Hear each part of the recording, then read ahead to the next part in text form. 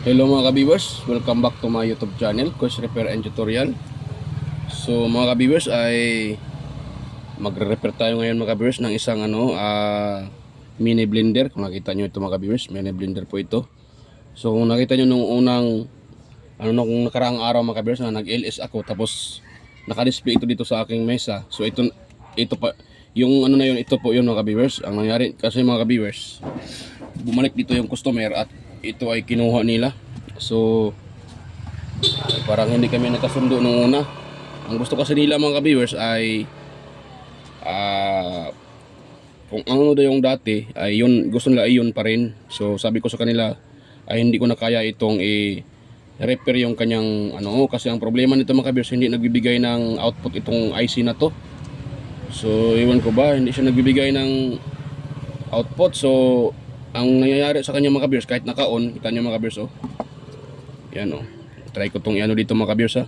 I-tap sa kanyang, yan, dito siya mga ka-viewers, oh. Oh, nakatap yan sa mga ka-viewers, ha. Tapos i-try natin i-on tong kanyang switch, yan, oh. Yan, umiilaw lang siya mga ka-viewers. Pero walang output papuntang, yan, papunta sa kanyang motor. Yan, wala siyang output mga ka-viewers. Nakita nyo, at okay pa naman yung battery mga ka-viewers. Yan, oh. Umiilaw lang yan siya pero walang output. Yan, so nakailaw siya pero hanggang dyan lang sa kanyang ilaw, hindi nakarating dito sa kanyang sa kanyang negative supply. So sa analyze ko mga ka-viewers, itong IC na to, kita niyo yung paa na yan. Yan, yung paa na yan kaya nagbibigay ng ng negative supply. Ang problema mga ka-viewers ay hindi siya nagbibigay ng ang tawag dyan, negative supply. So ginawa ko na lang nito mga ka-viewers ay lang, ang plano ko dito ay i-direct ko na lang to. Kahit anong gawin ko sa kanya, hindi siya yan, ito nire-reheat ko na to mga ka-viewers yung kanyang IC. So wala pa rin nangyari. So yan, so bago pa natin yan tuloy ang ipagpatuloy mga ka-viewers. Yan, kung bago ka lang sa aking channel at napadaan ka lang, huwag mong kalimutang mag-like, mag-share at mag-subscribe. Yan, at pindutin nyo rin yung bell button, ilagay nyo sa all para updated kayo sa mga video tuwing ako'y nag-upload. So yan mga ka-viewers, tuloy natin. Yan. So ano natin gawin mga ka-viewers ay mga ka-viewers, pag ganito na walang power, hindi gumagana yung motor. So una nung i-check up mga ka-viewers ito, kasi meron siyang dito minsan din itong kanyang tackle switch ito, pero chinecheck ko to, okay siya yan nyo, kuha tayo ng tester. Makita nyo na okay yung kanyang tackle switch. Ito muna mga ka-viewers, yung kumana yung aking aking electric fan, napaka mainit yun mga ka-viewers. So hindi na mainit. So ayun, so okay naman yung kanyang mga ka-viewers, okay yung kanyang tackle switch. Kasi itong kinan nyo, yan, yun po siya ay titest natin siya mga ka-viewers, ha. Yan. So pag ino-on ko siya, yan wait lang ha, hindi, para yan yan pag ito ay pupos ko mga ka-viewers, tinan nyo ha, yan nagko-contact yung dito nakita nyo yung tester, yan siya, may continuity. Bitawan ko siya, yan di ba? So yan pag pinipisil ko, nagbabaser yung tester. Ibig sabihin good itong kanyang tackle switch. So nung ako mga ka-viewers, wala talagang nilalabas na itong IC na to. Iwan ko ba tong IC na tong klaseng IC to, wala siyang mga ka-viewers. Dito ako nagka-problema mga ka-viewers kasi wala siyang number. Paano ko to mahanapan ng ganitong klaseng IC na wala naman siyang number, nakabura yung kanyang nakabura yung kanyang part number. Wala siyang part number mga ka-viewers. Wala talaga tong IC na to. So nahihirapan ako nito mga ka-viewers. So ang gagawin ko na lang nito mga ka-viewers, para sabi ko lang sa sa may-ari nito, sabi ko sa kanya, para magamit pa nila ito ay idirekta ko na lang to mga ka-viewers. Yan. So direkta ko to dito. Yan o. Yan. Yan o, di ba? Gumagana. Yan o.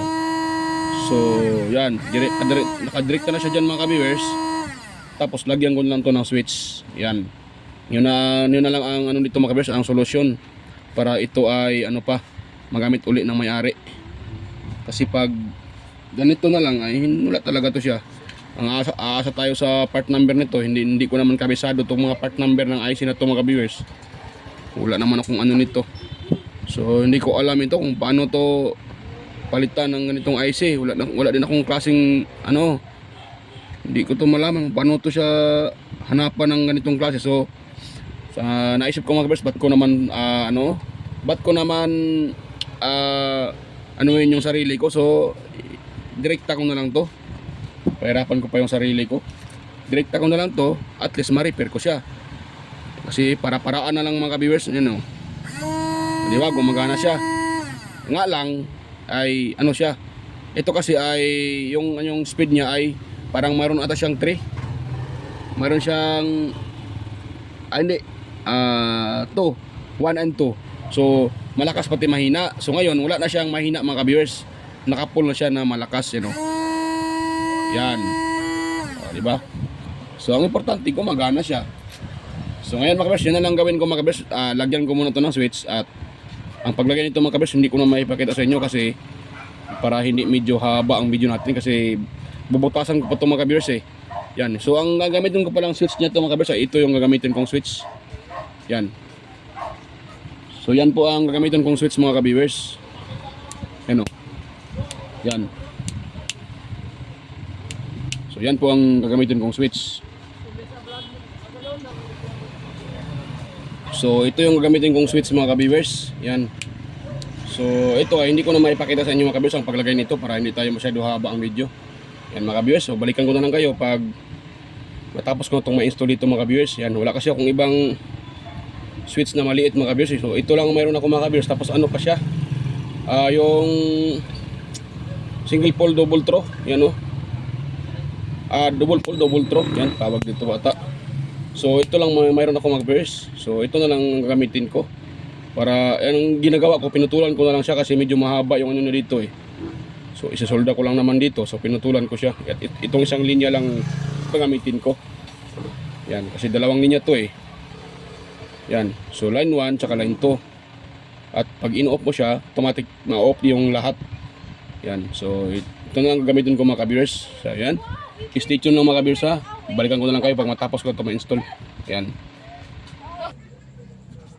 So ayan mga ka-viewers, ay natapos ko nang malagyan ng switch ito mga ka-viewers. Makikita nyo switch niya mga ka-viewers. So dito ko nilagay yung switch mga ka-viewers kasi kung dito banda ay medyo mahirap kasi andito banda yung battery, tapos dito din yung switch na sa kanya, itong tackle switch dito banda.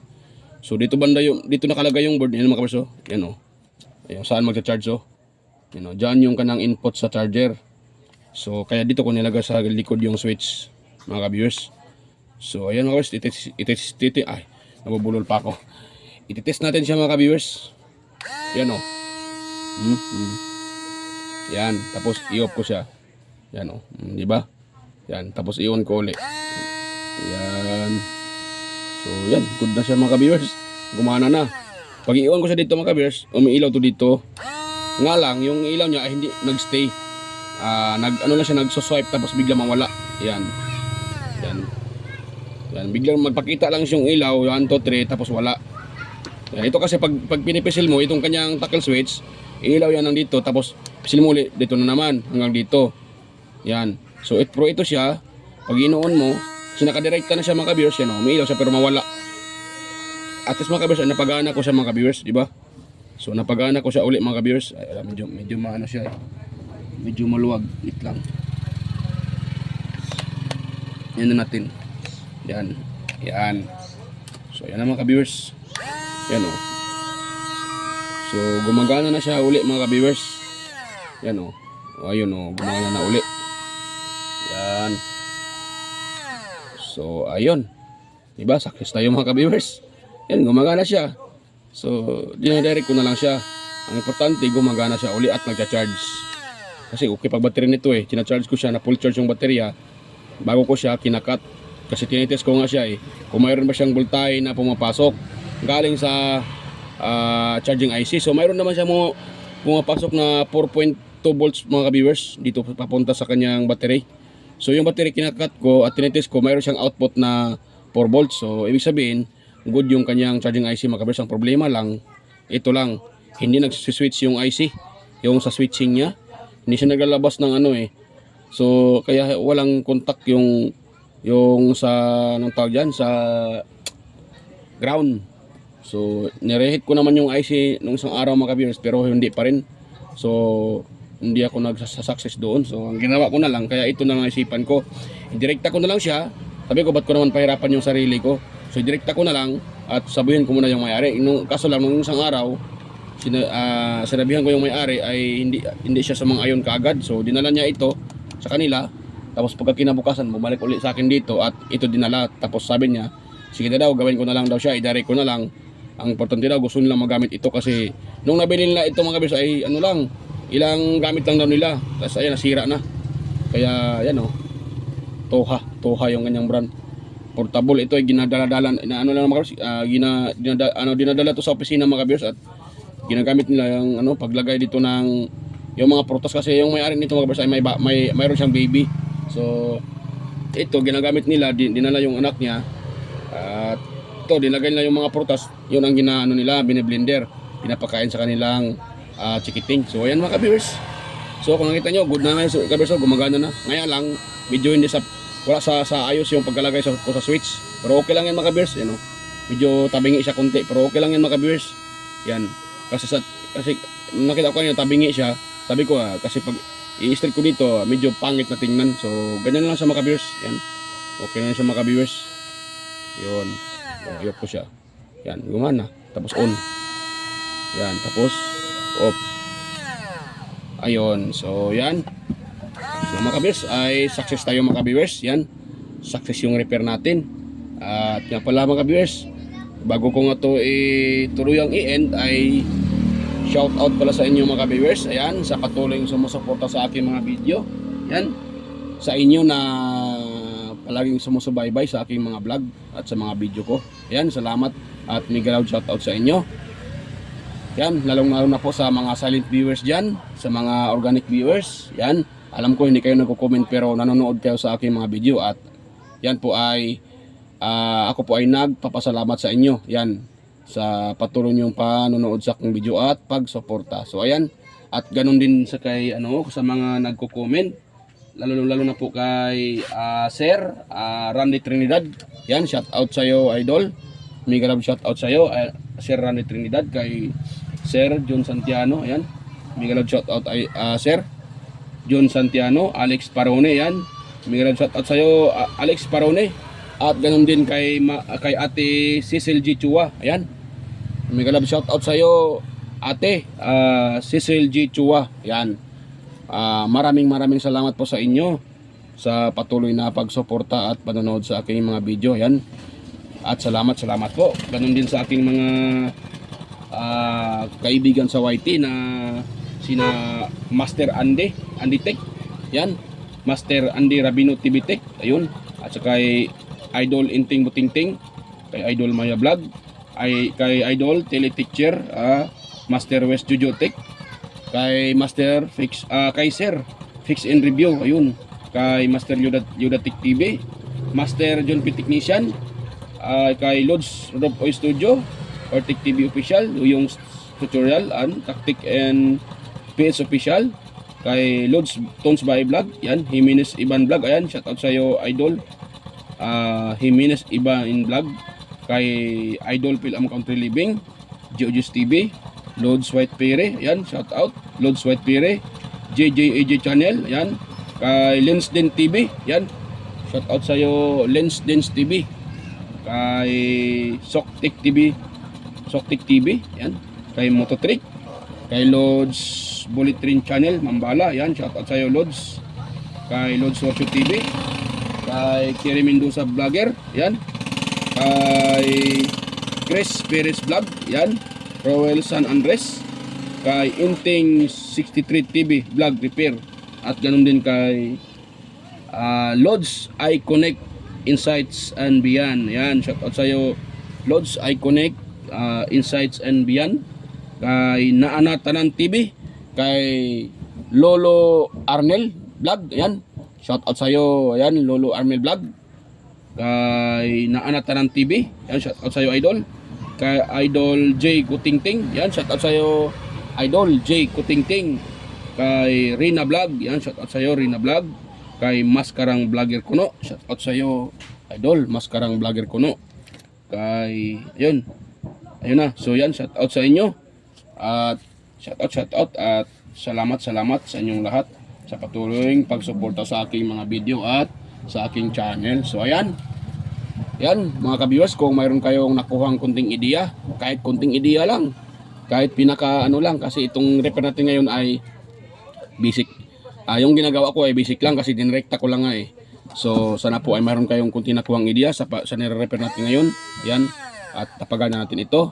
At sana po ay nagustuhan din nyo yung aking video, yung aking tutorial. At kung nagustuhan nyo naman ay wag nyong kalimutang mag-like, mag-share at mag-subscribe, at pinutin yung bell button, ilagay sa all para palagi tayong okay. Ayan. So ayun.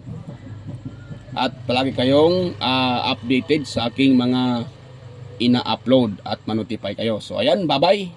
So kita-kita tayo ulit mga ka-viewers sa next kong mga video. So ayan, bye-bye ulit, bye-bye at saka